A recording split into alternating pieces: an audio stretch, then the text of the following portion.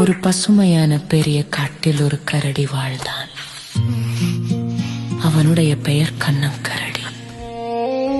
அவன் பெரிய உடம்பு, பழுப்பு நிற முடியானால் மனமோ ரொம்ப நல்லது.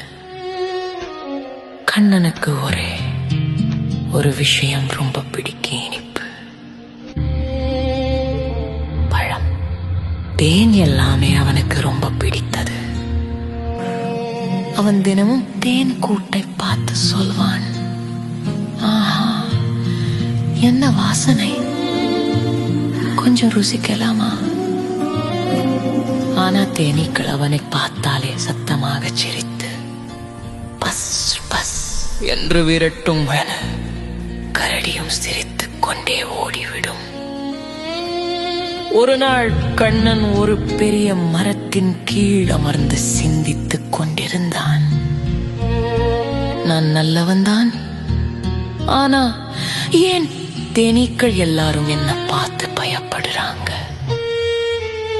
அப்போ வானிலிருந்து தேனீ அரசி வந்து அவன் முன்னால் நின்றாள்.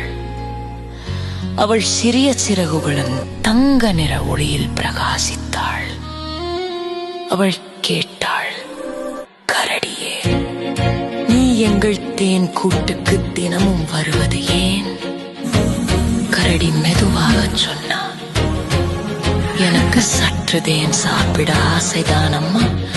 உங்க அனுமதி இல்லாம நான் தேன் எடுக்க மாட்டேன் என்றான். தேனீ அரசி சிரித்தாள், நேர்மையாக பேசுறவன் அரிது, ஆனா உன் மனசு உண்மையானதா என சோதிக்கணும் என எண்ணி தேனீ அரசி சொன்னாள், கண்ணா, எங்களுக்கு தினமும் உதவி பண்ணு, குளிர்காலம் வருது, எங்களுக்கு பூக்கள் தேவை என்றார்.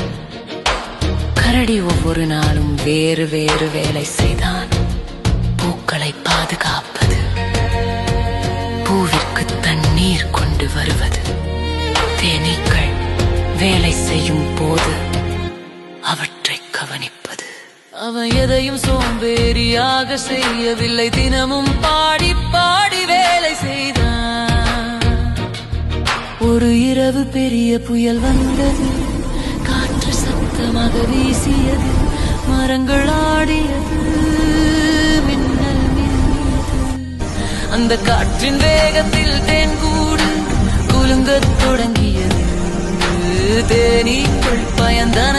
அப்போ கண்ணன் ஓடி வந்து மரத்தை பிடித்தான். கவலைப்படாதீங்க, நான் இருக்கிறேன் என்று சொல்லி முழு இரவும் கூட்டை பாதுகாத்தான். அவன் முழுவதும் நனைந்தான். அடுத்த நாள் காலை வானம் தெளிந்தது. தேனீ அரசி மகிழ்ச்சியுடன் சொன்னாள், கண்ணா, உன் நேர்மையும் கடின உழைப்பும் எங்களை பாதுகாத்தது. இதோ உனக்காக ஒரு பரிசு என்று சொல்லி அவள் அவனுக்கு ஒரு சிறிய மந்திரத்தேன் கூடு கொடுத்தாள். அது முடிவு இல்லாமல் தேனை உருவாக்கும்.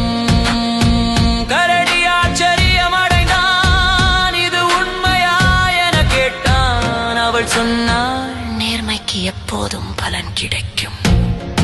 அந்த நாள் முதல் கண்ணன் தேனீக்களுடன் நண்பனாகிவிட்டான். அவன் ஒருபோதும் திருடவில்லை. அவன் தினமும் தேனீக்களுடன் பாடி மகிழ்ந்தான். Honesty always